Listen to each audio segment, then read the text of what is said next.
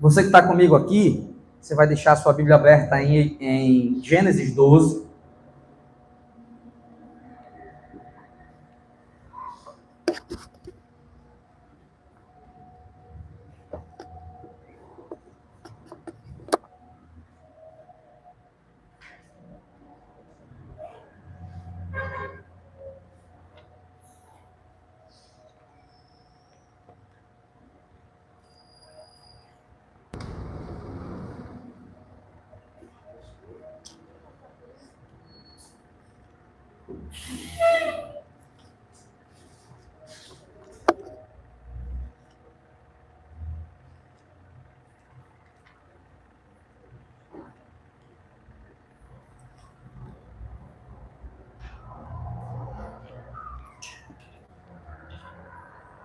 Todos acharam?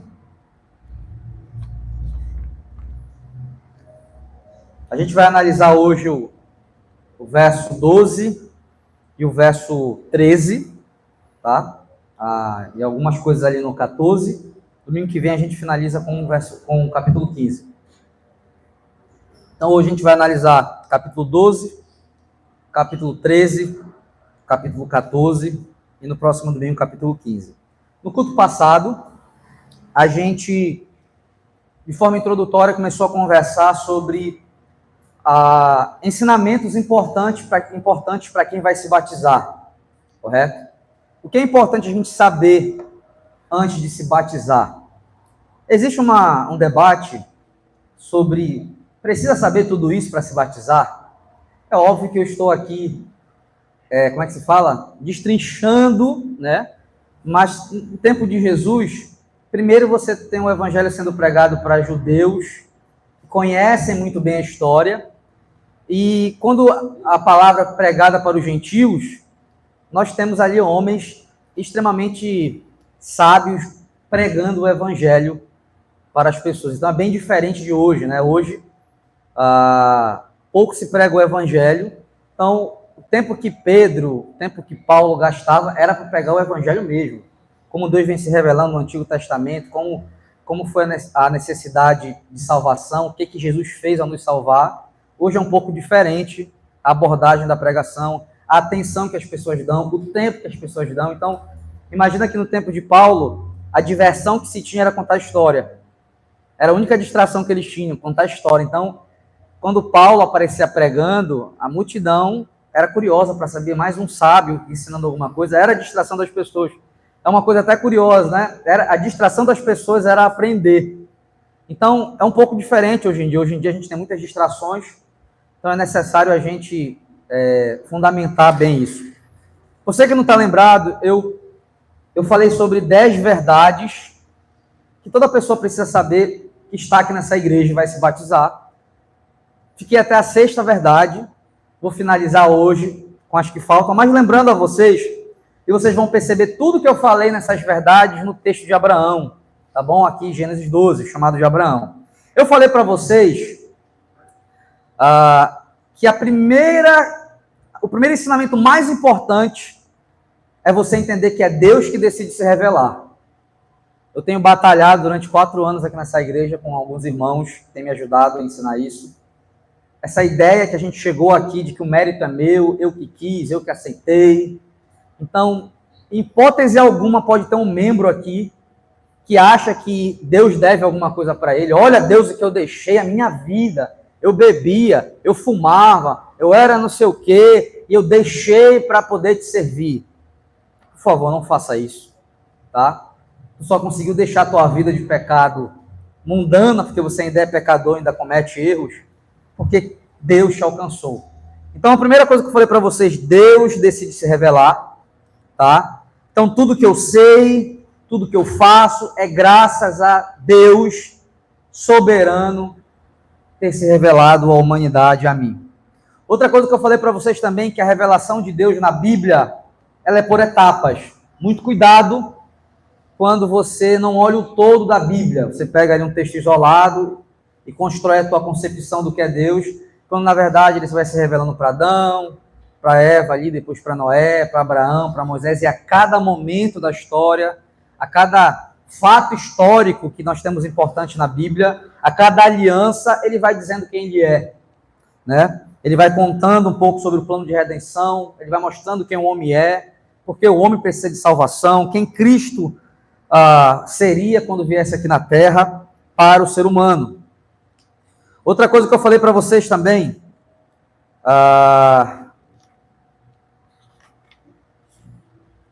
foi que Deus ele se revela de duas formas para o ser humano. Ele se revela internamente, na ordem da salvação, que a gente tem ensinado no curso de membresia. Deus ele faz eu nascer de novo, e essas evidências são visíveis em mim. Eu sinto isso, né? Após isso, eu consigo responder a esse chamado, me convertendo, abandonando minha antiga vida, e quando eu uso a fé para me converter, que Ele me deu, eu acesso à justificação, eu sou perdoado dos meus pecados, eu tenho agora acesso à presença de Deus por causa de Cristo Jesus, eu sou então adotado, eu entro para a família de Deus, e agora eu estou nesse período da santificação, lutando para não dar voz para a minha carne, né? Pedindo auxílio do Espírito Santo para que eu consiga ter um caminho de fé, de santificação. Então, Deus ele se revela para você de forma interna, mas também ele se revela para o homem de forma externa, na história. Todas essas histórias bíblicas servem para quê? Para que Deus mostre para você quem Ele é. Eu disse para vocês o seguinte, Deus não apenas fala de fora, Ele age de dentro. A palavra que revela também transforma. Então não adianta você me falar que sabe de Deus, quando na verdade, internamente, não existe uma transformação. E também é um pouco suspeito quando alguém é transformado por Deus, mas não conhece nada do que Deus fez. Isso é uma crítica ao nosso evangelicalismo, né, brasileiro.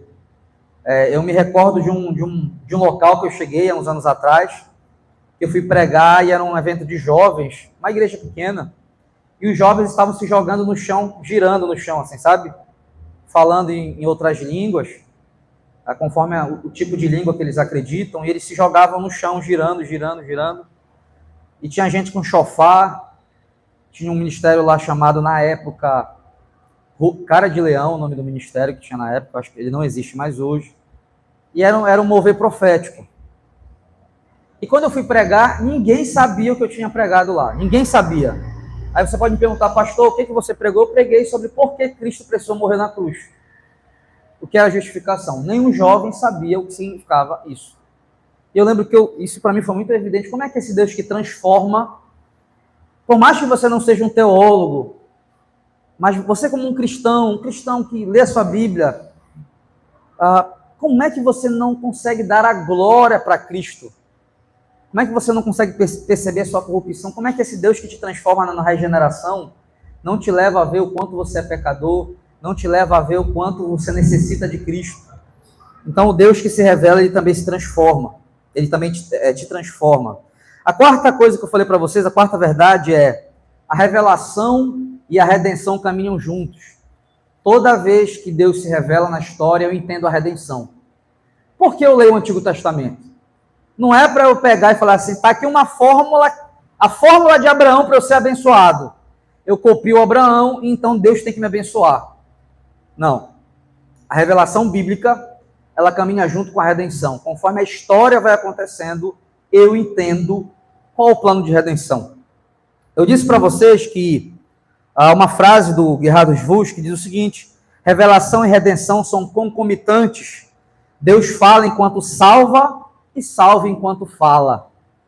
Isso é bem interessante. Nessa história da Bíblia, nas histórias que a gente usa às vezes como historinha da Bíblia, que as crianças estão aprendendo, nós já estamos ensinando que essas historinhas mostram que Deus planeja desde o Antigo Testamento salvar o homem. Então a gente vai começando a descobrir como é que Deus quer me salvar, qual é o plano dele. O plano dele de redenção é Cristo Jesus, por quê? Então você vai ver todo o Antigo Testamento, essa revelação do quanto o homem é mau, o quanto o homem é pecador, o quanto o homem não quer saber de Deus, e o tempo todo Deus misericordioso, Deus justo, um braço forte, santo, mas ao mesmo tempo amoroso, sábio, conduzindo a humanidade.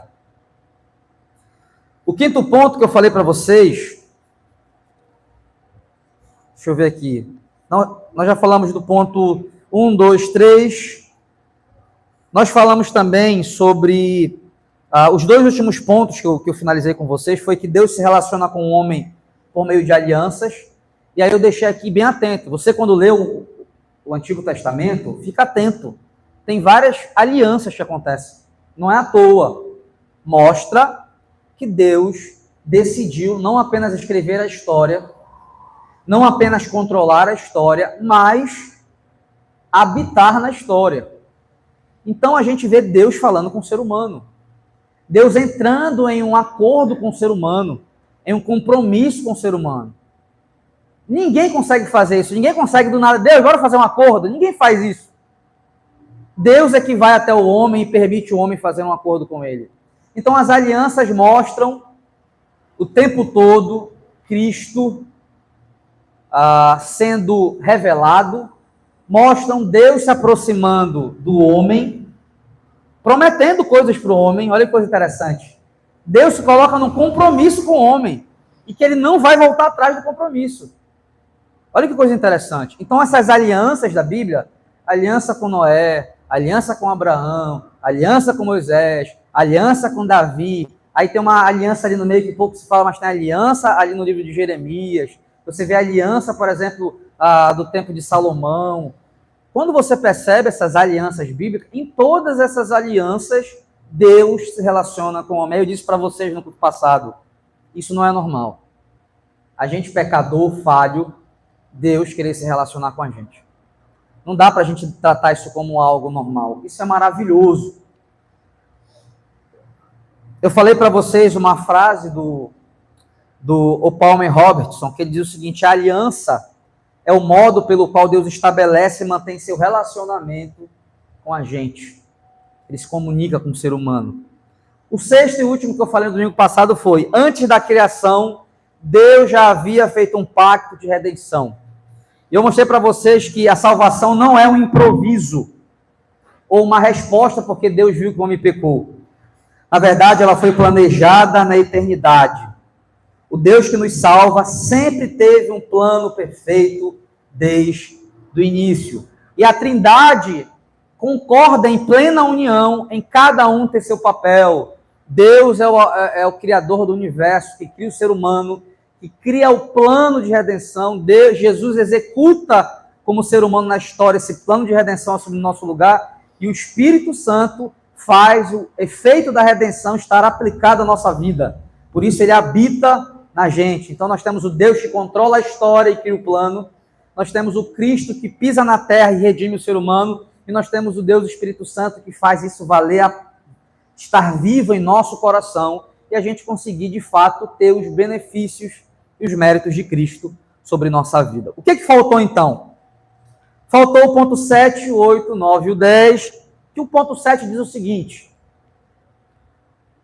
o primeiro homem, para quem é aliancista, Adão e Eva, eles foram colocados em um pacto de obras. Isso é uma palavra que o professor Adélio deve falar muito para vocês. O pacto de obras, na verdade, a gente não encontra esse nome na Bíblia, pacto de obras. Tem alguns autores que, mesmo sendo aliancistas, eles não gostam de usar esse termo, pacto de obras, ou aliança de obras. Alguns estudiosos também usam a aliança da criação, se você for ler um livro mais antigo. Por exemplo, John Murray não gosta de usar, que é um comentarista muito famoso de Romanos, ele não gosta de usar o termo pacto de obras, mas muitos outros autores gostam de usar de forma didática, para entender o quê? Que Deus ele teve um primeiro relacionamento com o homem, ele se aproximou do homem de uma primeira vez, que é no Éden. Lá no Éden, quando Deus cria o homem, a gente começa a perceber no Éden uma estrutura de aliança ou pacto, tá? Para quem está vindo a primeira vez, é interessante lembrar que nós somos aliancistas. O outro nome chamado para a teologia da aliança é a teologia do pacto, tá bom? Então, quando eu falar aliança e pacto são a mesma coisa, são sinônimos, tá bom? Então, por exemplo, o pacto de obras, por que a gente diz que tem um pacto de obras lá em Gênesis 1, 2 e 3? Porque a estrutura de uma aliança, de um pacto, está lá. Por exemplo, o que é uma aliança, né? Uma aliança é um acordo entre duas partes. No caso da Bíblia, é um acordo soberano. É Deus que toma a iniciativa. Para que você entenda se existe uma aliança ou um pacto em algum lugar, tem que ter um acordo, tem que ter uma quebra contratual, coisas que não se pode fazer nesse acordo.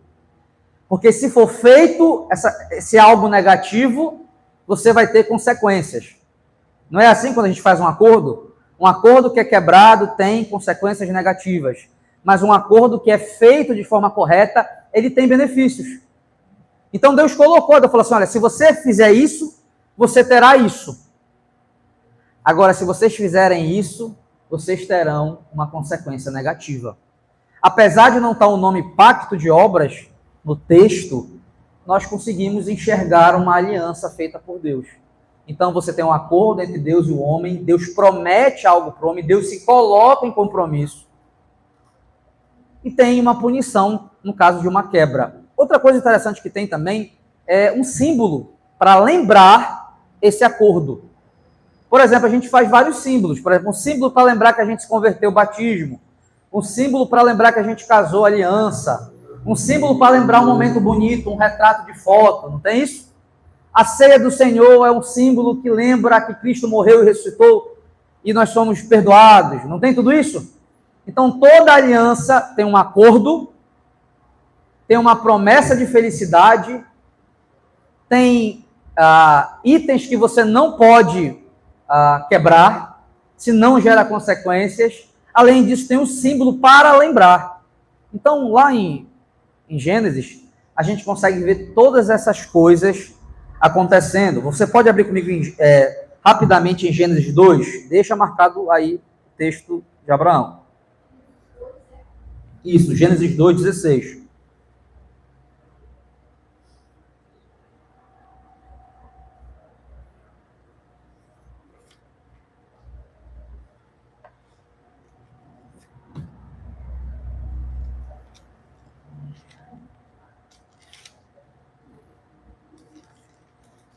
Quem achou, diga amém. Só para exemplificar para vocês um pouco do que eu falei. 16 diz assim. Vamos ler desde o 15. O Senhor Deus colocou o homem no jardim do Éden para cuidar dele e cultivá-lo. E o Senhor Deus ordenou ao homem: coma livremente de qualquer árvore do jardim, mas não coma da árvore do conhecimento do bem e do mal, porque no dia em que dela comer, certamente você morrerá. Então aqui nós vemos um relacionamento de Deus com o homem. Deus se relaciona com o homem e Deus dá ordem para o homem. Amém? Coma livremente, mas se você comer da árvore que está no meio do jardim, você vai ter certas consequências. Então você que está aqui hoje, você que é da igreja Frônesis, você precisa ter uma compreensão extremamente correta do que eu vou falar agora. Tá bom? Esse primeiro pacto de obra foi quebrado, porque ele era pautado em obediência. Se eu fosse explicar de uma forma bem simples, seria assim. Se valesse ainda hoje esse pacto de obras, se você ficasse a vida inteira sem pecar, você subiria. Se você fosse obediente de forma perfeita a Deus, você subiria. Adão tinha essa capacidade? Tinha. Porque Adão, existia ausência de mal nele. Ele não era corrompido pelo mal, mas ele tinha capacidade de fazer escolhas morais. Deus deu capacidade para ele olhar para algo, entender algo e fazer uma escolha moral. Porque ele era imagem e semelhança de Deus, e nós já estudamos isso aqui. Então, o que Adão tinha que fazer? Obedecer. Não faz tudo o que Deus disse e não faz aquilo que é proibido. É isso. Se a gente for trazer para os dias de hoje, existem coisas que Deus manda a gente fazer e coisas que Deus diz para a gente não fazer, correto? Na maioria das vezes, a gente não faz o que é para fazer e faz o que não deve, não é isso? Então, trazendo para o dia de hoje, é isso que Deus queria de Abraão e foi justamente o contrário que ele fez. Deus queria que Abraão obedecesse ele, tanto para fazer o que devia e para não fazer o que era errado. Adão, com plena capacidade de discernir o que queria ou não, ele foi lá e decidiu fazer ao contrário. Na teologia aliancista, a gente diz que o pacto de obras ele foi quebrado. Toda vez que um contrato é quebrado, existe multa contratual. No caso, a multa contratual aqui era as maldições que foram jogadas na queda do homem. Né? Você vai ter, por exemplo, eles vão ser expulsos do Jardim do Éden. A mulher agora vai ter o seu desejo preso ao seu marido, ela vai viver sempre em rebeldia contra o seu marido, ela vai sentir dor agora no parto, a terra vai ser maldita no sentido que o homem agora vai sentir muita dificuldade de tirar o sustento da terra. Nós temos ali também uma morte espiritual, o homem agora não consegue se relacionar com Deus da forma que se relacionava. Nós vamos ter lá também uma coisa que é bem interessante, além dessa morte espiritual, nós temos uma inimizade com o próximo. Então, a primeira evidência ali, inimizade com Deus, eles se escondem de Deus, inimizade com o próximo. Adão culpa Eva, Eva culpa a serpente, ninguém é culpa de ninguém, cada um é responsável, né? Ninguém assume a sua responsabilidade. Nós temos também uma inimizade que o pecado causa consigo mesmo a pessoa, a gente esquece quem nós somos, a nossa identidade. Um exemplo é você e eu, que a gente faz coisas que a gente pensa em coisas que não condiz a alguém que tem Cristo. Filhos que nós somos. Então a gente se perde muito da nossa identidade. Então essas crises que nós temos existenciais, muitas das vezes no nosso emocional, ela é fruto do nosso pecado. Nós vamos ter agora o homem tendo acesso à morte tanto espiritual como física. Agora a doença entra no corpo humano e agora a vida do homem ela tem um final, né? Ele morre, o corpo dele vai se decompondo. Na teologia aliancista nós afirmamos que todo ser humano que nasce em uma aliança quebrada chamada pacto de obras. Então a gente já nasce em desobediência ao Senhor. Por isso nós precisamos de Cristo. Por isso nós precisamos nos render ao Senhor. Porque a gente já nasce desobediente. A humanidade já, nesse momento que nós vivemos, desde o seu nascimento já é contrária a Deus. Então a gente já pode ver na vida da criancinha recém-nascida, a gente já pode ver na vida da criança bem pequenininha, o quanto ela se irrita, o quanto ela tenta manipular, o quanto ela começa a perceber que tem que fazer algumas coisas escondidas e outras não. A gente começa a ver na vida da criança isso, a corrupção da humanidade. O pacto de obras é o relacionamento de Deus com o homem inocente naquele primeiro estado, prometendo vida sobre a condição de obediência. Então, se o homem fosse obediente, ele teria vida. E aí, dentro do aliancismo, tem algumas conversas sobre isso. Que vida é essa? Significaria que Adão nunca morreria? Ou significa que existiria um certo momento que ele ganharia a imortalidade? É uma discussão que se tem, não dá para se firmar, se fincar, mas tem. Por exemplo, o Gerhardus Voss acredita que o homem, se ele continuasse sendo obediente, ele receberia de Deus a capacidade de ser eterno. Outros vão dizer que não. Mas aqui não é o nosso foco é entender que existe um pacto de obras, que ele foi quebrado, e a partir desse momento, o ser humano precisa entrar em uma nova aliança com Deus, senão ele não é salvo. Porque a desobediência de Adão afetou toda a humanidade. Então, a estrutura, geralmente, de um pacto, tem uma promessa de vida, tem uma condição de obediência perfeita, tem um sinal que é a árvore da vida, e tem uma punição no caso de quebra, que seria a morte. Por exemplo, sabe a árvore da vida? A árvore da vida era o símbolo desse pacto de obras, mostrando que enquanto o homem se mantesse obediente a Deus, ele teria vida. Vida espiritual, vida com Deus, vida humana. Tanto é que na hora que ele é expulso do jardim, precisa se esconder essa árvore da vida, e depois ela vai aparecer lá em Apocalipse, onde ela vai estar visível, né? Eu creio que para todos nós, amém? Para todos nós visível. Então, tem um símbolo, como tem a ceia. Então, você vai perceber que toda a Bíblia tem vários símbolos, tem várias alianças, tá? Uma oitava verdade que você precisa aprender é que logo após a queda, Deus revelou o seu plano de graça. E aqui é muito importante. Por quê? Uma vez eu estava pregando na escola bíblica dominical, ensinando, eu era professor de escola bíblica, e para a turma que eu estava de jovens na época, eu disse assim: a nova aliança não começa no dia da ceia. Eu estava no contexto pentecostal e dispensacionalista, extremamente animado a ensinar, e aí ao acabar a escola bíblica dominical, o pastor me chamou no gabinete dele, porque 4 irmãos foram até lá dizendo que eu estava pregando uma heresia, e aí, né, me chamou as devidas atenções que tinha que se chamar. E eu lembro que na época eu fiquei assim, falei, mas eu li na Bíblia, eu estudei isso aqui, não tem como, eu não acredito diferente. Aí eu abri na época, né, de novo em casa, Gênesis, e fiquei lendo, estudei de novo, aí eu virei mais aliancista do que eu era estudando. Mas uma coisa que é muito importante, gente, é que aqui está o fator principal de tudo que eu já ensinei para vocês. Preste atenção. Não cometam o erro de achar que Deus funciona de uma forma no Antigo Testamento e no Novo Testamento nós estamos na era da graça, aonde Deus agora trata com misericórdia todo mundo e não com justiça como no Antigo Testamento.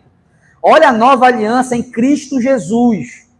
E aqui é um ponto muito importante. Por quê?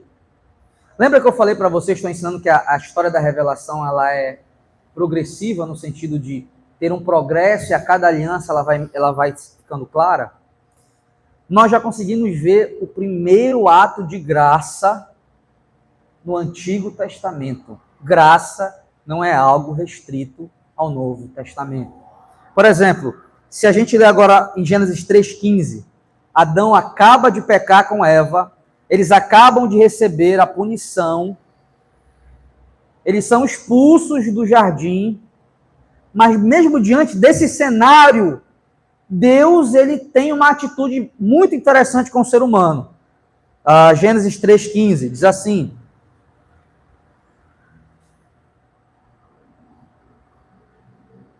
todos acharam? Vamos ler aqui um pouco do 14, 15, para a gente entender um pouco da maldição que foi jogada. Então o Senhor declarou à serpente: uma vez que você fez isso, maldito é você entre todos os rebanhos domésticos, entre todos os animais selvagens, sobre o seu ventre você rastejará. Aí tem até uma briga teológica, uma discussão teológica aqui, que a serpente não rastejava, ela tinha pé. Alguns no mundo antigo dizem que ela tinha pé e asa, por exemplo, baseado em alguns textos, né? Mas aí são as especulações que existem, né? Porque sobre o seu ventre você rastejará e pó comerá todos os dias da sua vida. Aí o 15, porém inimizade entre você e a mulher, entre a sua descendência e o descendente dela, este ferirá a sua cabeça. E aqui é uma parte muito importante. Lembra que eu falei para vocês que Deus vai se revelando conforme a história vai acontecendo? Aqui é a primeira revelação de Cristo e está bem enigmática. Nem parece que não tem o nome Jesus, não tem o nome Emanuel, mas olha aqui, vamos ler de novo. Versículo 15, porém, olha o que ele fala para a serpente, tá? A serpente, a mulher e Adão ali naquele ambiente, ele dá a sentença, ele fala para a serpente: porém, inimizade entre você e a mulher, entre a sua descendência e o descendente dela. Olha o que ele vai dizer aqui. Vai ter a descendência da serpente e vai ter o descendente da mulher. Quando você lê a Bíblia, você vai perceber que existem 2 tipos de pessoas na humanidade. Aqueles que odeiam Deus, que tentam sempre criar novos deuses, que tentam sempre fugir da presença de Deus, criando seus próprios deuses. E você vai ter uma outra genealogia de pessoas que são pecadoras, mas que têm contato com Deus e entendem e percebem quem é Deus. Vou dar um exemplo básico para vocês. Adão e Eva saem do Éden, primeiros personagens bíblicos que aparecem, Caim e Abel. Em Caim e Abel, no aliancismo, a gente percebe as 2 descendências. A descendência da serpente e a descendência, da onde vem o descendente da mulher, que é Jesus Cristo. Então você vai ver Caim matando Abel, fugindo da presença de Deus, vivendo como errante. Você vai ver a descendência de Sete agora surgindo no lugar de Abel, sendo aquele povo que serve ao Senhor, apesar de ter seus erros, apesar de ter seus pecados. Então você vai ver duas descendências ali surgindo. Isso é muito importante para a gente. Por quê? Porque isso explica muita coisa. Isso explica que na nossa vida hoje sempre vai existir dois tipos de pessoas. Aqueles que querem colocar tudo no lugar de Deus, querem ser autônomos e independentes. E tem aqueles que se rendem diante da presença do Senhor e entendem que não podem fazer nada sem Ele. Quem você é? Que lado você está? Então isso aqui é muito importante, por quê? Porque o descendente da mulher, que está nesse texto, é o que no aliancismo nós acreditamos que é Cristo Jesus. Então, se Adão tivesse numa igreja como essa, naquele tempo, ele não ficaria pregando Jesus Cristo, o Salvador, o Emanuel, o Deus conosco, porque ele não tinha essa compreensão. Como é que ele pregaria se Adão fosse pastor? Nós estamos aguardando. Porque Deus vai mandar um descendente, alguém que é da nossa família, que vai resolver o nosso problema do pecado. Ele vai nos livrar desse problema. É isso que eles tinham. Vocês estão entendendo?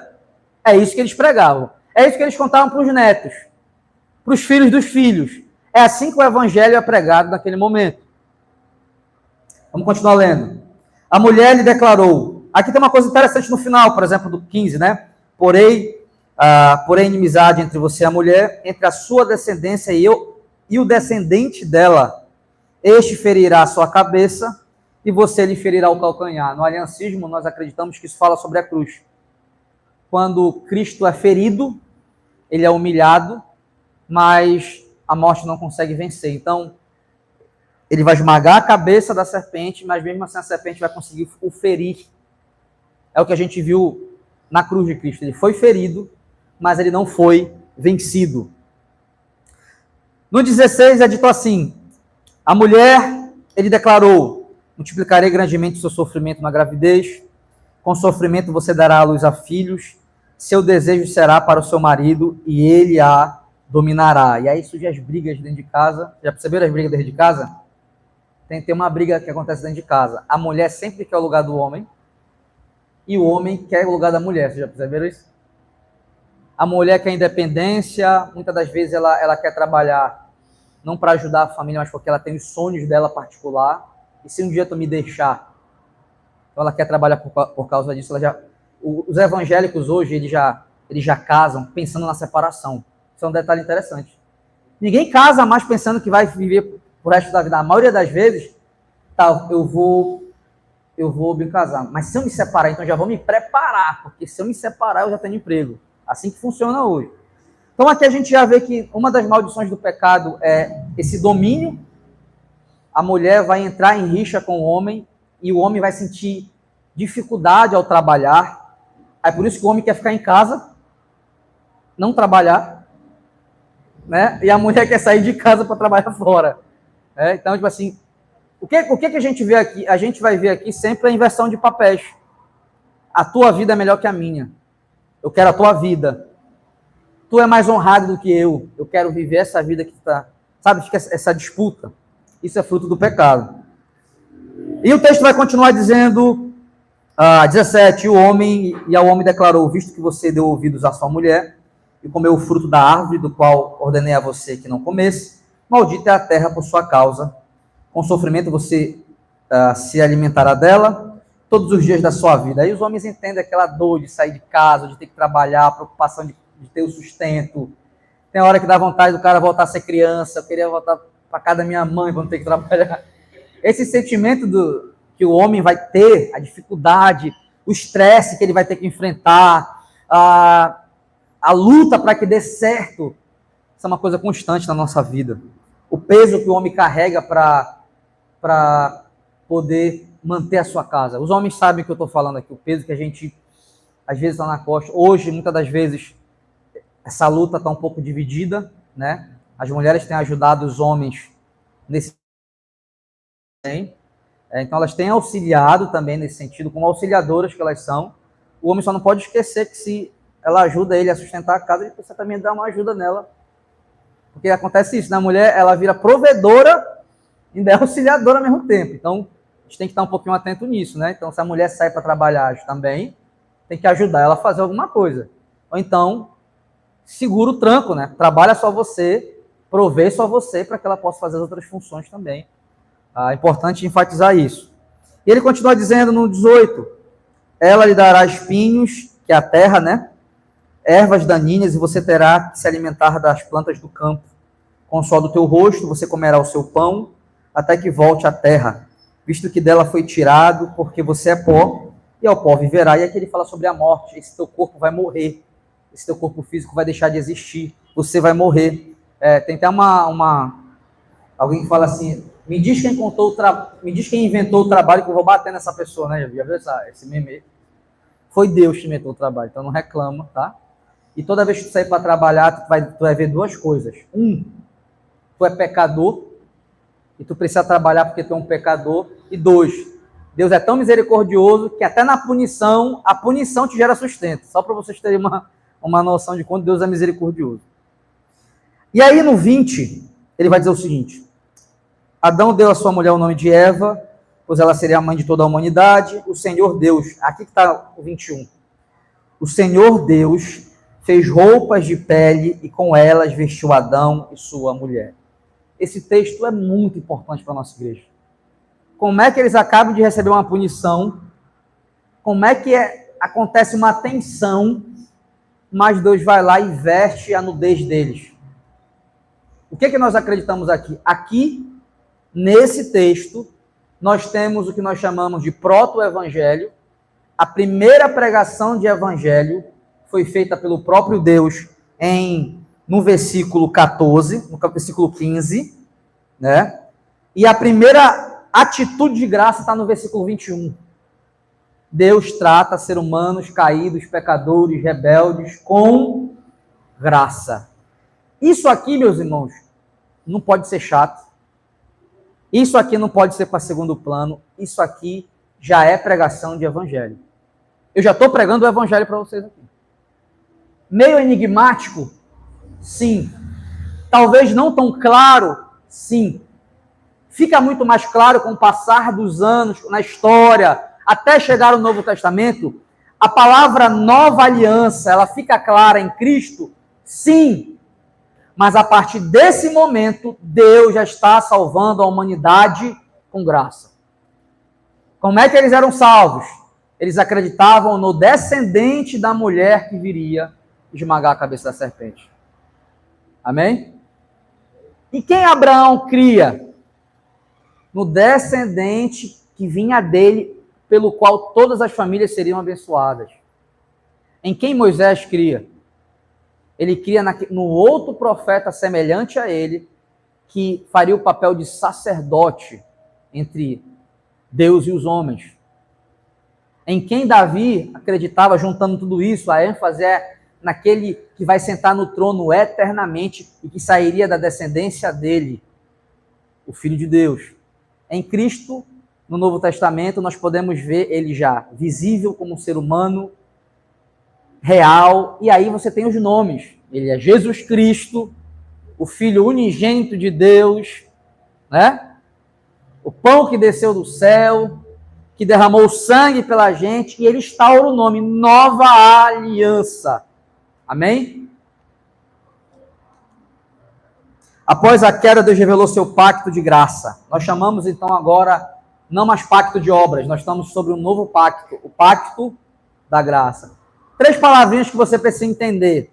Pacto de redenção, que é quando eu falei ainda agora que a Trindade já tinha elaborado e concordado um plano de nos salvar. Pacto de obras, que é a primeira aliança que foi feita com Abraão e foi quebrada. E pacto de graça, que é a que nós vivemos para a honra e glória do Senhor agora, eu creio. Amém? Enquanto o pacto de obras dizia, faça e viverás, o pacto da graça diz, creia e viverás. Deus mesmo faria o o que o homem falhou em fazer. Isso é interessante. Se no pacto de obras o homem tinha que fazer obediência perfeita, a gente não conseguiu. No pacto de graça, Deus manda um homem para resolver, que não é eu nem você, é Cristo. Então Cristo consegue fazer o que Adão não fez, obediência perfeita. Ele morre em nosso lugar sem pecado algum.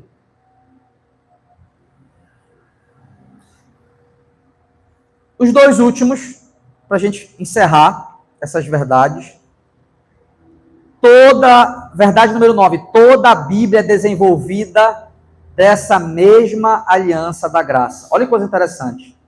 De Noé a Cristo é a mesma aliança. Repete comigo. De Noé a Cristo é a mesma aliança. Só que elas estão sendo administradas de forma diferente. O Antigo e o Novo Testamento, presta atenção, não são duas administrações. Por exemplo, o Antigo Testamento é uma aliança e o Novo Testamento é outra. Não é isso. Tá? A nova aliança já começa no Antigo Testamento.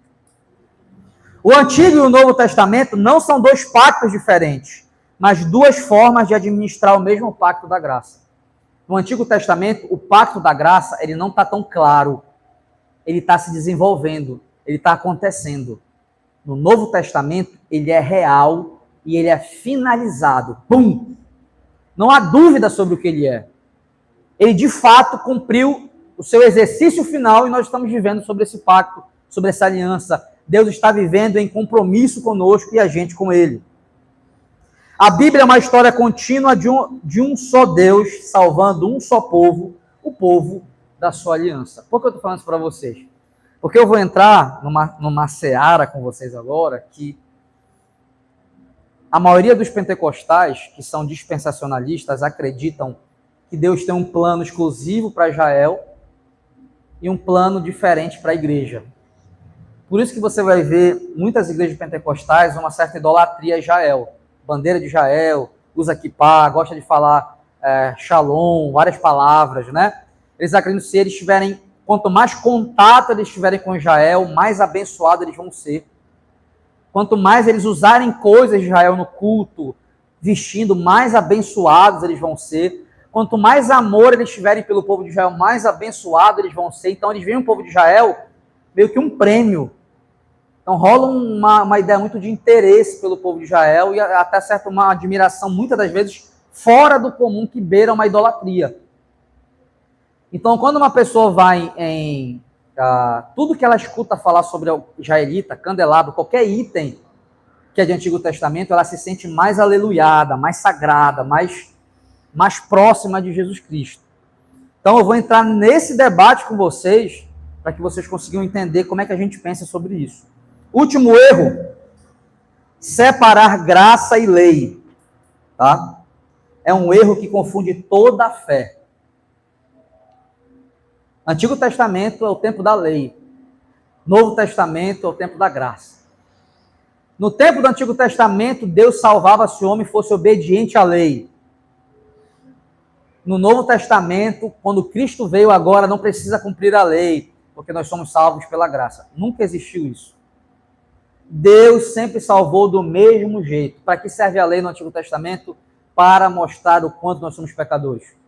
Para mostrar o quanto a gente não consegue cumprir 100% a lei, a gente precisa de um Salvador, de um Redentor. Para isso que serve a lei.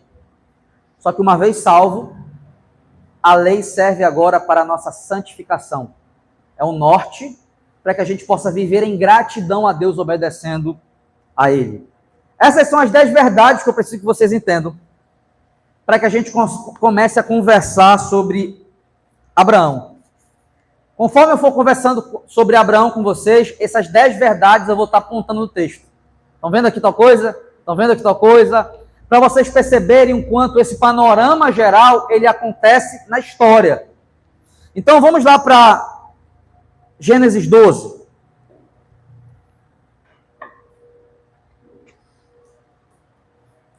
A gente vai ter uma treta muito grande aqui.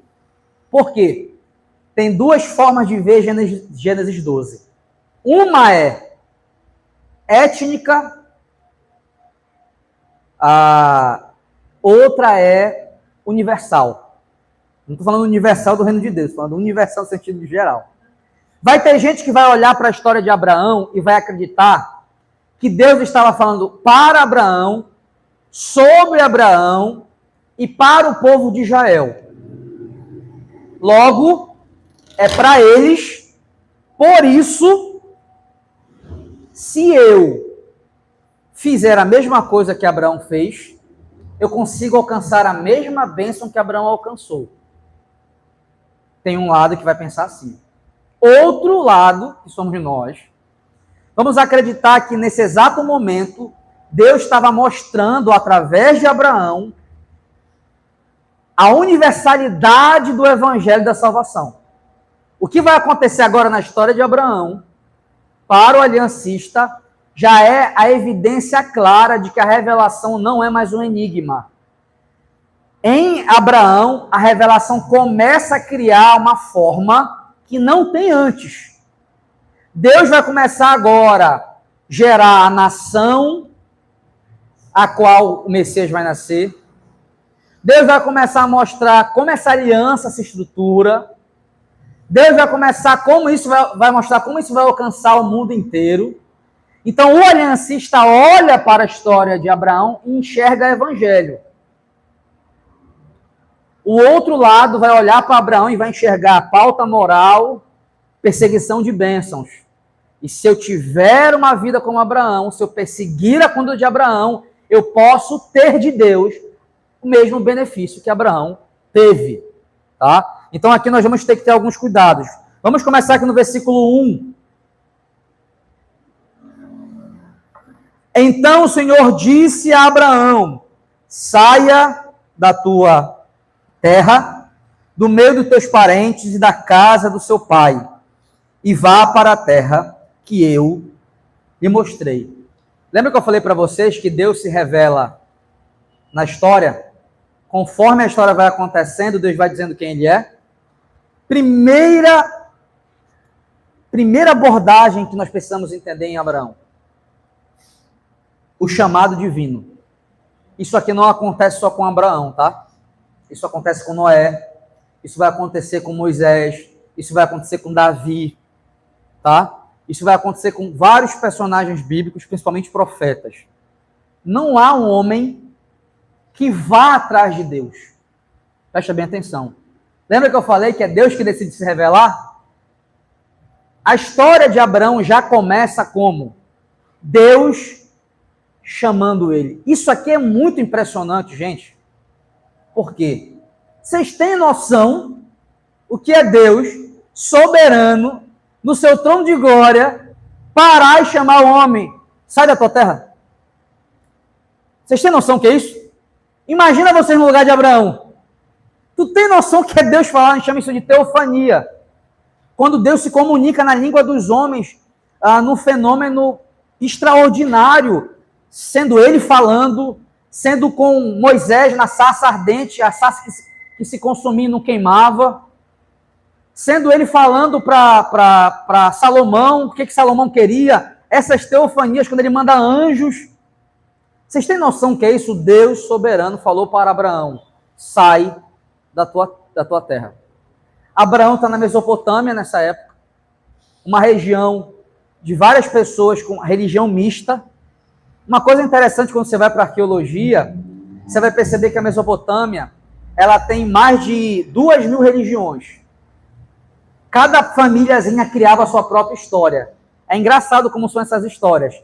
Todas têm um Deus, criador do bem, tem um ser caído do mal, tem um Messias que vem e tem um Espírito que dá vida, que seria o Espírito Santo. Todas as religiões dessa época têm uma história parecida com a do Éden, só que de uma forma diferente, com outros personagens e com esoterismo ou misticismo diferente. Então, nesse exato momento, a gente tem a primeira ótica correta de se olhar para o texto. Deus chama. Deus interrompe a rotina de um homem comum, lá em Ur. Abraão não buscava a Deus. Foi Deus quem o buscou.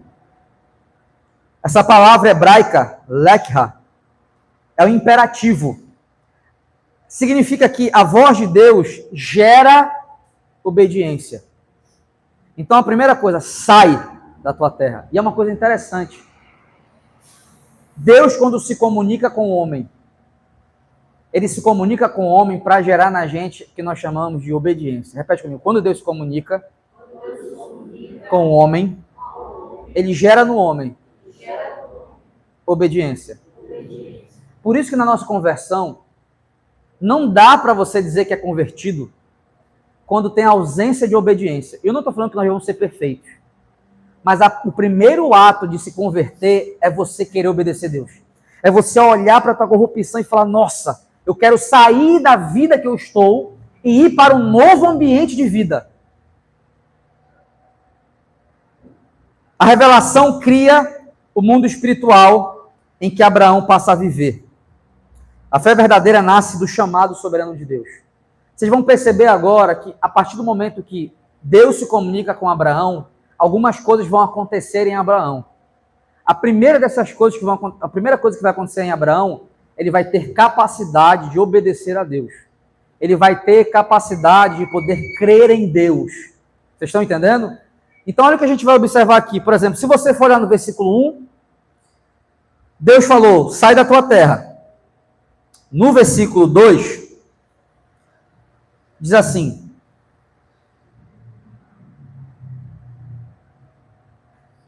no finalzinho do 1, então uma coisa interessante, fala assim, ó, sai do meio dos teus parentes, da casa do teu pai, e vá para a terra que eu lhe mostrarei. Aí ele fala no 3, no 2, farei de você um grande povo e o abençoarei. Tornarei famoso o seu nome e você será uma bênção. Aqui nós vamos ter algo importantíssimo. Você pode marcar aí? Nós temos o que nós chamamos de bênção universal. Nesse exato momento, olha que coisa interessante. Quando Deus fala para Abraão sair da terra dele, não está relacionado a algo material. Por que eu estou te falando isso? Porque ele vai dizer por que ele tem que sair da terra dele. Eu já vi várias pregações sobre isso, sobre sair da tua terra, e você fala assim, qual é a terra que Deus quer que você saia? Talvez você está num ambiente de trabalho, talvez você está em algum lugar com certas amizades que você precisa sair de lá sem levar nada com você. Tem gente que aplica o texto direto para a vida comum das pessoas. Só que o versículo 2 vai deixar claro por que Abraão precisa sair. Então, eu já percebi que quem entrou num acordo com Abraão foi o próprio Deus. Deus que tomou a iniciativa, correto?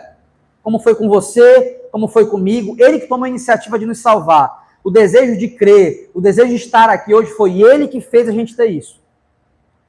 Agora, em Abraão, qual é o motivo dele ter que sair da terra dele? E ele vai dizer, é o seguinte, eu quero que você vá para uma terra, no final do versículo 2, que eu vou lhe mostrar a terra que você vai. Então, uma coisa até interessante aqui, ele nem disse qual é a terra ainda, mas ele falou que ia mostrar. Então, Abraão está saindo ali sem saber para onde ele vai. Ele sabe que no meio do caminho Deus vai dizer alguma coisa para ele. E aí Deus vai entrar então na conclusão. Eu farei de você um grande povo e o abençoarei. Tornarei famoso o seu nome e você será uma bênção. Olha o que ele prometeu. Farei de você um grande povo. Na maioria das vezes, a teologia pentecostal vai achar o seguinte, realmente, Deus fez isso. O povo judeu é um povo numeroso. É isso que eles vão achar. Tornarei o teu nome famoso. Realmente, Abraão é famoso. Olha, até hoje a gente está falando dele. 2, você será uma bênção. Realmente, Abraão foi uma bênção, inclusive abençoou a gente, porque se a gente tiver a mesma postura do que a dele, a gente consegue também agradar a Deus. O pentecostal, que nós chamamos de dispensacionalista, vai interpretar assim. Ele vai pensar no povo étnico. Vocês estão entendendo? No povo judeu. Nós que somos aliancistas, nós não vemos o texto dessa forma. Nós acreditamos que nesse texto Deus já está falando da universalidade do evangelho. Ele começa a mostrar que de forma particular ele escolhe Abraão para ser um instrumento para que toda a humanidade fosse afetada. Um exemplo disso é a forma que ele escolhe Cristo como um instrumento para que toda a humanidade seja afetada. Por exemplo, da onde a gente tira essa conclusão? Como é que tu está dizendo para mim que nesse exato momento Deus está revelando o Evangelho para Abraão? Como é que tu pode me provar? Quando a gente usa uma técnica de interpretação bíblica chamada analogia da fé. A Bíblia interpreta a própria Bíblia. Por exemplo, se no 12 eu tenho esse texto, lá em Gálatas 3:8, você pode abrir, eu tenho uma conclusão de Paulo a respeito desse texto. Paulo deixa bem claro, Deus pregou para Abraão o Evangelho. Abraão sabia que Deus iria alcançar todos por meio de um Messias. Gálatas 3:8.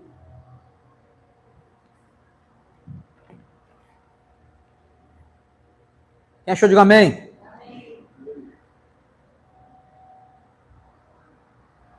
Todos acharam? E a Escritura prevendo que Deus justificaria os gentios pela fé. Olha só. E a Escritura prevendo. Então, olha, a Escritura já sabia. As Escrituras já sabiam que Deus justificaria os gentios pela fé. Anunciou primeiro o Evangelho a Abraão, dizendo: em ti serão abençoados todos os povos da terra. Então, baseado no que Paulo disse, nós acreditamos que Deus já vem pregando o Evangelho de forma explícita para Abraão. Deus não está falando de um povo específico, mas ele está falando do povo escolhido e salvo. O próximo versículo vai reforçar mais ainda isso. Porque olha o que ele diz no próximo versículo. Versículo 3, abençoarei os que o abençoarem, e amaldiçoarei os que o amaldiçoarem, e por meio de você, todos os povos da terra serão abençoados. Alguns vão acreditar que todos os povos da terra serão abençoados. É o quê? É que o povo judeu, ele abençoou muitas pessoas, ou ele pode abençoar quando você respeita, quando você ora, devido a alguns textos que apontam para isso. Mas o tempo todo a linguagem do Senhor é mostrando que Israel é um instrumento de Deus. O povo de Israel, cada personagem bíblico, eles não são um fim em si mesmos. Eles são um instrumento para que o Evangelho se revelasse a todo o universo, a todo o mundo. Eles são um instrumento, eles não são um fim em si mesmo. Nós não temos que idolatrar o povo judeu para que a gente consiga pegar bênçãos para a gente que existem neles. Pelo contrário, o próprio Paulo vai falar, não é descendente de Abraão, nem todo judeu é descendente de Abraão, mas aquele que foi circuncidado no seu coração. Paulo vai dizer em Romanos que os verdadeiros descendentes de Abraão são aqueles que creram em Cristo. Olha que coisa interessante. É a forma que o Novo Testamento entende esse texto. Então aqui, a gente tem que ter cuidado com algumas coisas. Preste atenção que eu quero ler para vocês. O Gerhardus Voss, por exemplo, na Teologia do Novo Testamento, Antigo e Novo Testamento, ele abre um parêntese para uma disputa que acontece. É uma disputa no próprio hebraico, por exemplo. Olha o que ele vai dizer. Voss destaca que, gramaticalmente, esse verbo, niveruk, pode ser passivo ou reflexivo. Qual é o verbo que eu estou falando? O serão. Serão, na frase serão abençoados. Tem gente que entende de forma passiva, tem gente que entende de forma reflexiva ativa. Por exemplo, o pentecostal ele entende assim, de forma ativa. Se eu fizer igualzinho ele, eu sou abençoado. A gente que é aliancista entende de forma passiva. Por causa da promessa de Abraão, eu sou abençoado. Então você vai ter duas igrejas procurando coisas diferentes. Um crê que porque Deus alcançou Abraão, isso recai sobre a gente. Eu creio nisso. E outro vai falar, não, eu vou atrás da minha. Se Abraão saiu da terra dele, eu vou fazer de tudo para que eu possa ser igual a Abraão. No nosso caso, a gente não quer ser igual a Abraão. Porque Abraão, ele mente no próximo texto. A gente quer ser igual a Cristo. E eu não quero ter as bênçãos que Abraão teve, no sentido de, tá vendo Abraão? Deus prosperou a vida dele, porque depois ele vai prosperar aqui, né? Quando ele se separa de Ló, aí, tá vendo? Se você fizer isso, você vai prosperar financeiramente. Olha, ele curou a mulher, ele fez um milagre, tem um filho. Olha, se você crer, você vai ter um filho mesmo não podendo. Eu não estou dizendo que Deus não pode fazer isso, mas eu estou falando que o texto aqui está apontando para a gloriosa revelação do Evangelho do Senhor. Quando o texto fala, serão abençoados através de todas as famílias da terra, ele está falando sobre Cristo. Porque quando você olha a genealogia de Abraão, lá em Mateus, Cristo faz parte da genealogia de Abraão. Deus nunca esteve falando de Abraão aqui. Só que Deus precisa falar para Abraão de uma forma pessoal, ele está se comunicando com Abraão. Ele está falando sobre Cristo. E Paulo chega à conclusão, Abraão sempre soube que Deus estava falando do Evangelho. Se Paulo vai dizer isso, eu vou ficar usando esse texto para dizer que eu tenho que perseguir bênçãos. Olha, sai desse lugar que tu está. Tu quer prosperar? Ouve a voz de Deus, sai do lugar que tu está.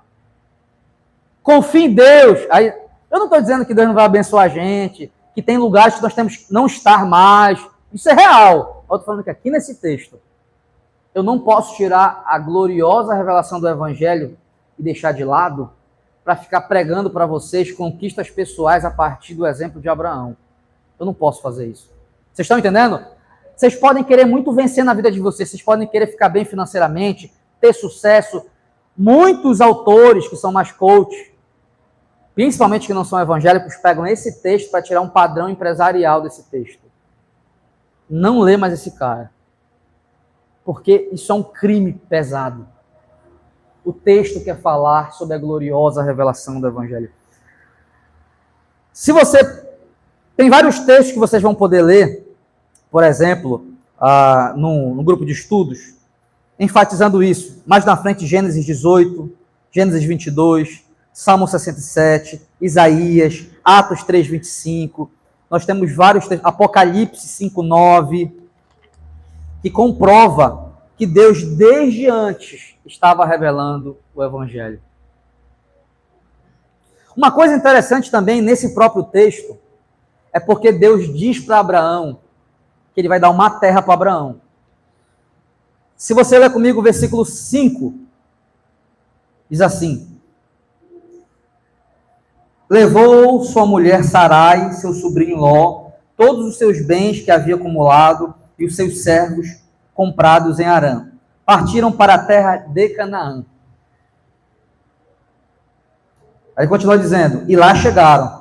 Abraão atravessou a terra até o lugar do carvalho de Moré, em Siquém. Naquela época, os cananeus habitavam nessa terra. O Senhor apareceu a Abraão e disse, a sua descendência darei esta terra. Abraão construiu ali um altar dedicado ao Senhor, que lhe havia aparecido. Dali prosseguiu em direção à colina do leste de Betel, onde armou acampamento, tendo Betel ao oeste e Ai a leste. Construiu também ali um altar dedicado ao Senhor e invocou o nome do Senhor. Depois Abraão partiu e prosseguiu em direção ao Negueb. Olha que coisa interessante. A promessa de Canaã, que Moisés fica no deserto andando, foi prometida nessa época. Isso aqui eu estou 400 anos antes. 400 anos antes, Deus fala assim, eu vou te dar essa terra, só que vai ser para os teus descendentes. Deus cumpriu? 400 anos depois ele cumpriu. Olha que coisa interessante. Mas aqui a gente tem uma coisa mais interessante ainda. O Guerra dos Vus, ele vai apontar que no plano de salvação de Deus, cada detalhe é milimétrico. Deus chama, Deus prega o evangelho para Abraão, dizendo que vai ser abençoada todas as famílias da terra por meio dele. Mas também Deus escolhe uma localidade específica. Olha só.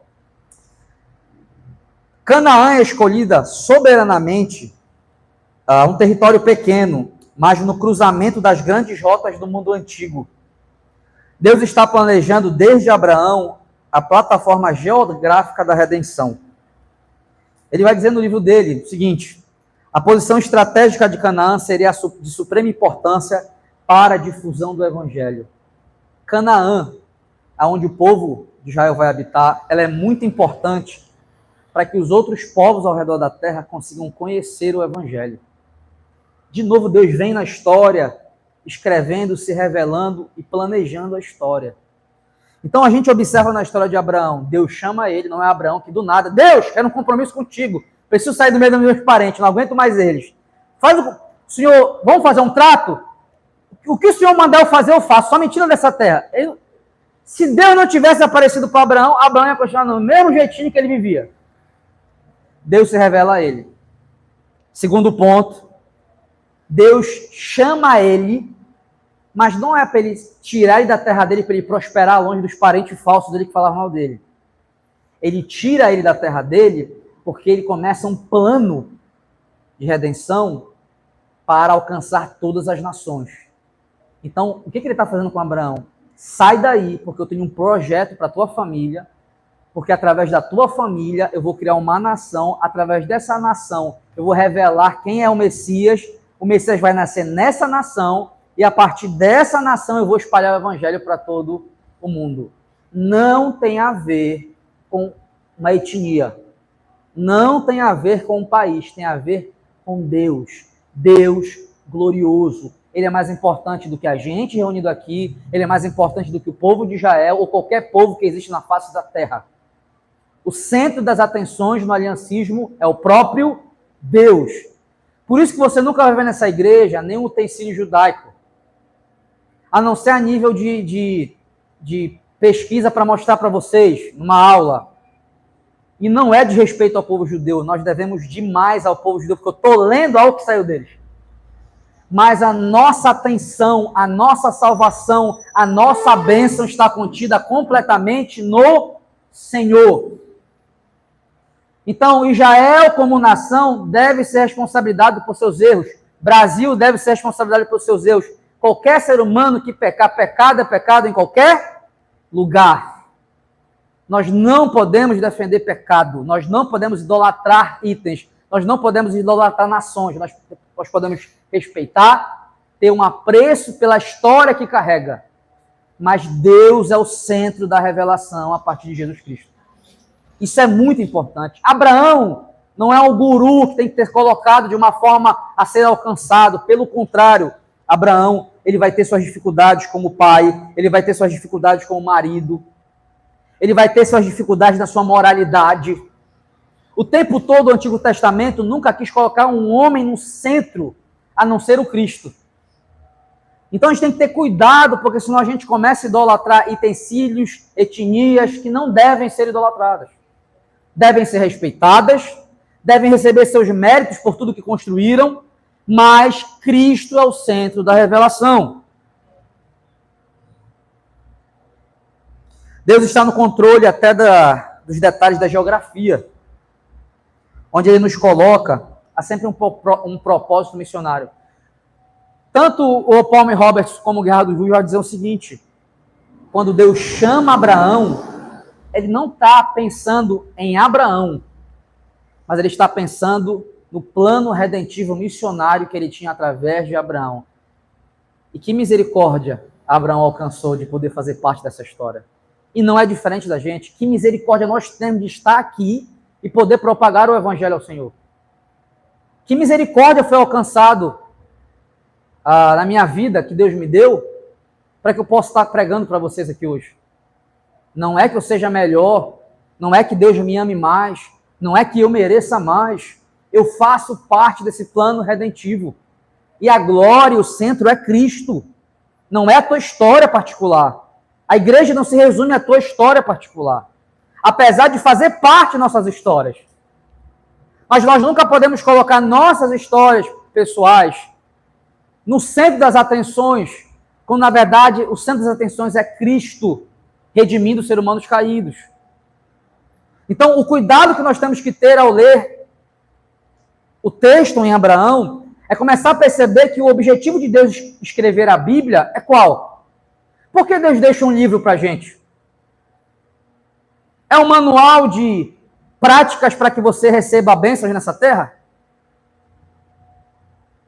É um manual de práticas para você ser o queridinho de Deus e conseguir ser melhor do que as pessoas? Não.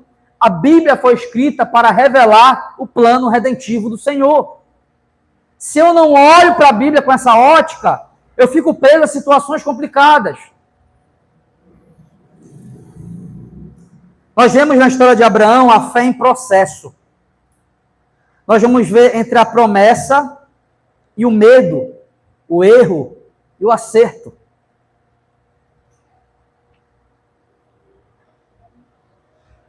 Abraão, por exemplo, falha no Egito.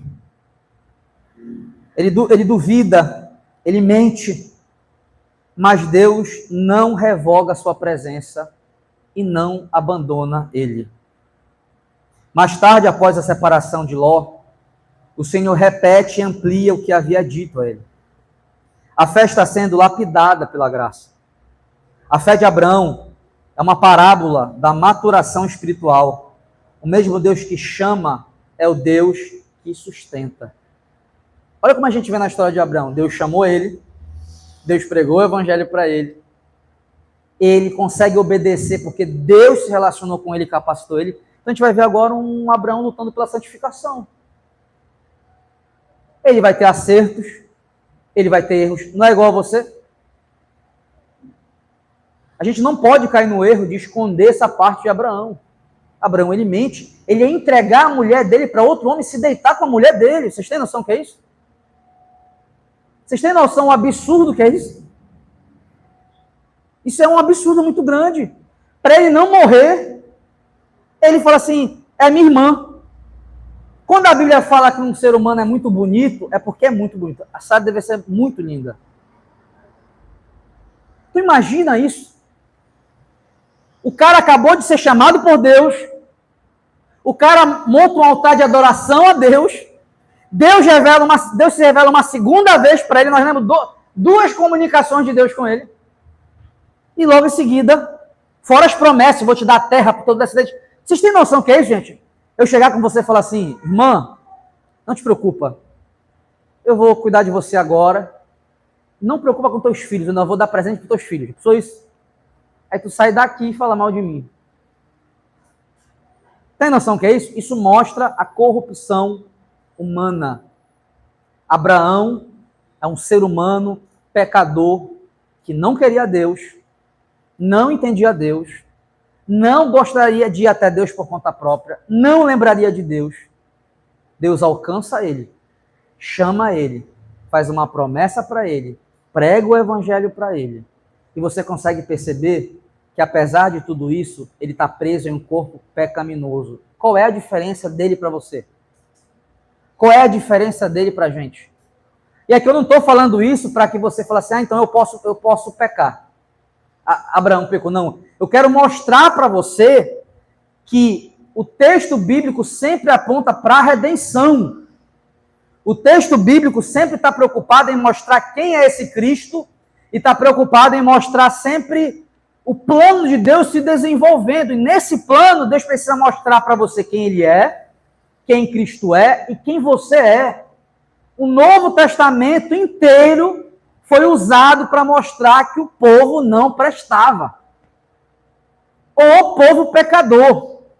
Aí tu olha para o povo de Israel, meu Deus, como é que esse povo é desobediente? É igualzinho a gente, cara. É capaz de você sair daqui agora, esquecer tudo que eu falei e viver como se Deus não existisse. Finalizando. Tem um cuidado fronesiano aqui. Cuidado não glorifique a fé de Abraão como heroísmo humano. A verdadeira fé é resposta sustentada pela graça. Abraão só conseguiu obedecer ao Senhor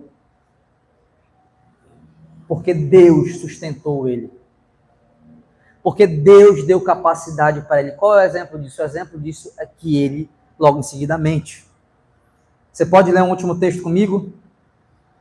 Você está em Gênesis 12. Vamos ler o versículo 10.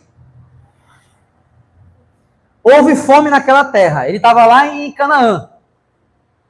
Aí Deus falou para ele, eu vou te dar essa terra, mas o que aconteceu? Estava em seca a terra. Então ele não dava para ele ficar lá, porque não era hora de dar a terra para ele ainda. Ele sai de lá. Houve fome naquela terra e Abraão desceu ao Egito para ali viver algum tempo, pois a fome era rigorosa. Quando estava chegando ao Egito, disse a Sarai, sua mulher, bem sei que você é bonita. Quando os egípcios a virem, dirão, esta é a mulher dele, e me matarão, mas deixarão você viva.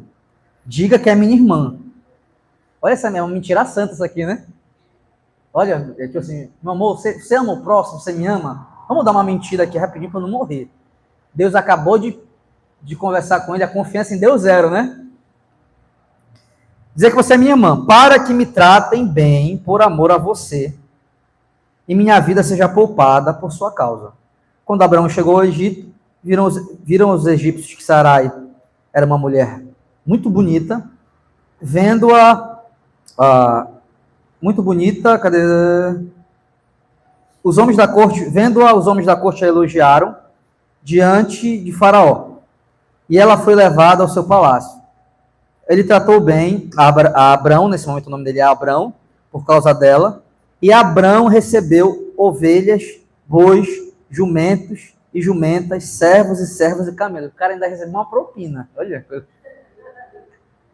Mas o Senhor puniu a Faraó e sua corte com graves doenças, por causa de Sarai, mulher de Abrão. Por isso o Faraó mandou chamar Abrão e disse, o que você fez comigo? Por que não me falou que ela era sua mulher? Por que disse que era sua irmã? Foi por isso que eu a tomei por ser minha mulher. Aí está sua mulher, tome-a, vá. A seguir, o Faraó deu ordens para que providenciassem o necessário para que Abrão partisse com sua mulher e com tudo o que possuía. Uma coisa muito interessante. Olha a corrupção dele. Ele não é herói, gente.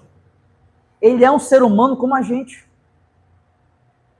Se não é Deus na vida dele, se não é Deus chamando, se não é Deus sustentando a santificação dele para que ele não se corrompa, nós temos um ser humano caído. Agora, uma coisa que é interessante. Ele caiu. Deus, nos próximos versículos e capítulos, vai falar com ele de novo. Vocês sabem por quê?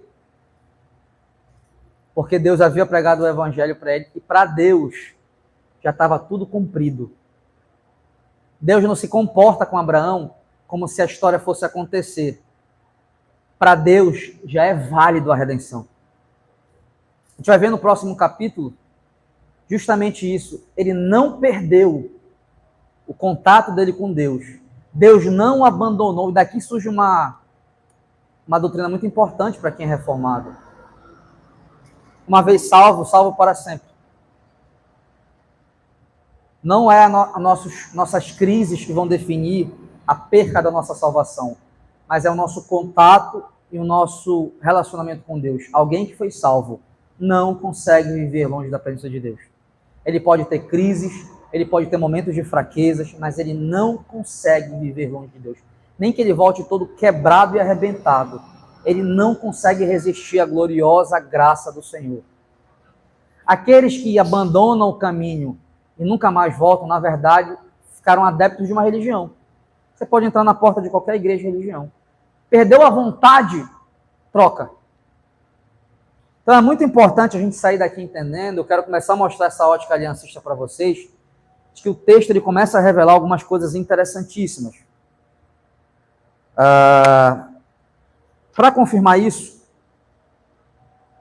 2 Timóteo 2,13, você não precisa abrir, só se quiser,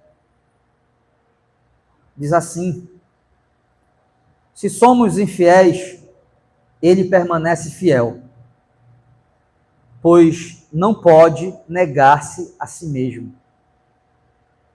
Sabe por que Abraão não perde o relacionamento dele com Deus? Você vai ver, na segunda fase da aliança, Deus entra num compromisso com Abraão, e ele não vai quebrar esse compromisso. Se Deus escolheu me salvar, se Ele decidiu me salvar, a ação será completa. Essa é a história de que Jesus passa por tudo aquilo. Morre, é cuspido, é espancado, aí ressuscita em poder e glória. Toma, Márcio, decide aí se tu quer. Eu olho para complicada essa situação. Quando Cristo pisa na terra, ele pisa para salvar.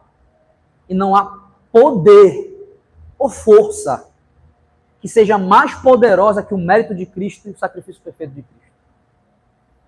Agora, eu posso ter no meio aqui pessoas que não creram ainda e acham que creram. Agora, eu posso ter no meio aqui crentes de verdade que caíram no erro como Abraão caiu. As consequências serão nos dadas, a gente vai sofrer a consequência disso. Mas a nossa segurança em Cristo está segura da nossa salvação. A gente vai começar a perceber isso aqui no texto, mas vai ficar próximo domingo. A fé de Abraão é uma parábola da maturidade espiritual. O mesmo Deus que chama é o Deus que sustenta. Deus repete suas promessas até que aprendemos a confiar. A fidelidade dele é maior que as quedas dos seus filhos. Vocês estão entendendo? Então, de repente, você está aqui nesse exato momento me vendo, está passando por um momento difícil. Tá? Eu não quero passar pano no teu erro. Tá? Pecado ofende Deus, mas te levanta. Fugir da presença de Deus não resolve nada. Tá aqui o Patrick, que eu falo isso para ele desde que ele tinha, acho que 12 anos, Patrick. Eu falava, Patrick, alguém que está sujo não resolve o problema da sujeira fugindo do chuveiro. Então, está se sentindo sujo, se aproxima mais dele. Porque tu pode fazer isso por causa de Jesus Cristo. Quanto mais longe você ficar fugindo, quanto mais longe você ficar, mais sujo você vai estar. Então, Abraão mente, é verdade, mas o contato dele com Deus faz cada vez mais essa corrupção humana dele não ter poder sobre ele. Nessa terra, não vai ser definitivo. A corrupção humana vai querer brigar com a gente 24 horas, militando contra o Espírito de Deus. Mas Deus está nos amadurecendo. Tem erros que você já não comete mais. Tem coisas que você fala, não, eu não caio mais nessa. Mas tem alguns que você está caindo direto. É bem parecido com Abraão. Vocês estão entendendo que no texto, apesar de ser histórico, apesar de ser um texto étnico, Deus já está na história revelando o evangelho dele, mostrando a corrupção humana.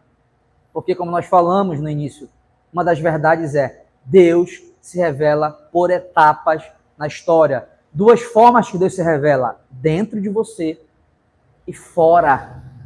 Quando eu leio Gênesis, Deus está se revelando fora. Mas eu também posso ver a internalidade do comportamento de Abraão e eu posso comparar com o meu. Então, em vez de ficar olhando para Abraão para adquirir a fazenda, o gado, as terras boas dele, olha para a pobreza que tem, da miséria humana, de quanto ele é pecador, olha para ti e reconhece, eu preciso estar com Cristo. Eu preciso estar próximo de Cristo. Isso ninguém quer. Ninguém, eu sei que tem gente que quer, mas generalizando, isso ninguém quer. Se fosse aqui fazenda, trabalho novo, gado, uma beleza. Então eu quero que você fique de pé agora, por favor. Eu quero que, baseado nisso, a gente possa sair daqui seguro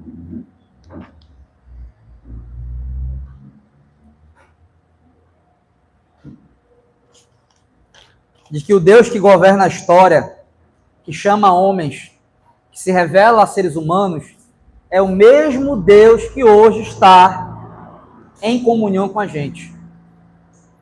A conclusão é, a história de Abraão é a história do Deus que se move em direção ao homem, para que o homem se mova em direção ao mundo para pregar o evangelho. Número 1, Deus chama, que significa que ele inicia a nossa vida com ele, a nossa conversão. Número 2, Deus promete. né? Ele promete nos abençoar. Ou vocês não têm promessas de bênção? Poder ter acesso a Cristo, ter acesso a Deus por meio de Cristo, poder ser perdoado, ter o Espírito Santo te guiando. O que é isso, se não é promessa? Deus posiciona. O que significa isso? Ele direciona a gente. Ele fala para Abraão, vai para tal lugar, faz tal coisa. Ele não faz isso com a gente? Seja assim, não seja assim, entenda desse jeito. Deus sustenta. Você acha que você faz de certo é você? Não é você. É Ele que sustenta.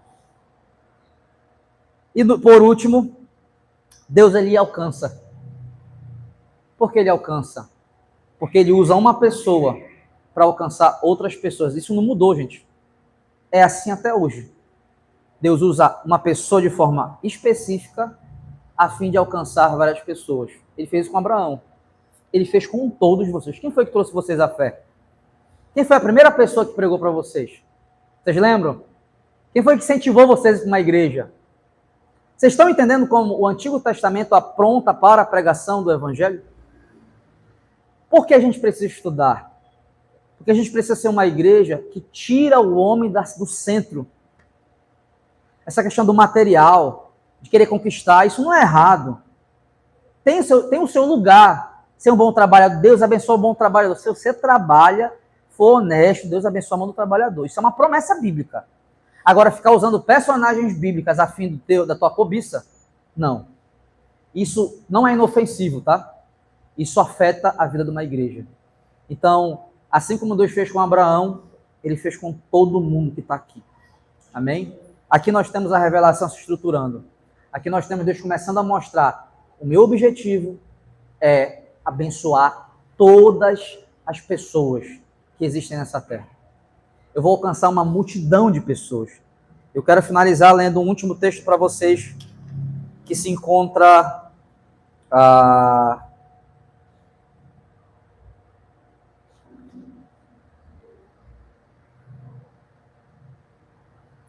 em Atos 17, que diz assim: ele fez de um só todo o gênero humano, tendo determinado os tempos antes ordenados e os limites da sua habitação. Um outro texto que eu quero que vocês fiquem na memória é: tu és sacerdote para sempre, segundo a ordem de Melquisedeque, Hebreus 7,17. Quando o autor de Hebreus fala, os sacerdotes de vocês morrem, o nosso sacerdote, ele não morre. Aí ele compara com Melquisedeque. Ninguém sabe quando ele morreu. É igual Cristo. Cristo não foi parado pela morte. Então, que vocês possam usar o Antigo Testamento para apontar para Cristo. Que vocês possam usar a história de Abraão, não para se comparar, para ter bênçãos. Que vocês possam ver na história de Abraão quem vocês são e quem Deus é. Ele veio nos salvar. E a moral da história é: muitas famílias da terra foram abençoadas, correto? Olha aqui.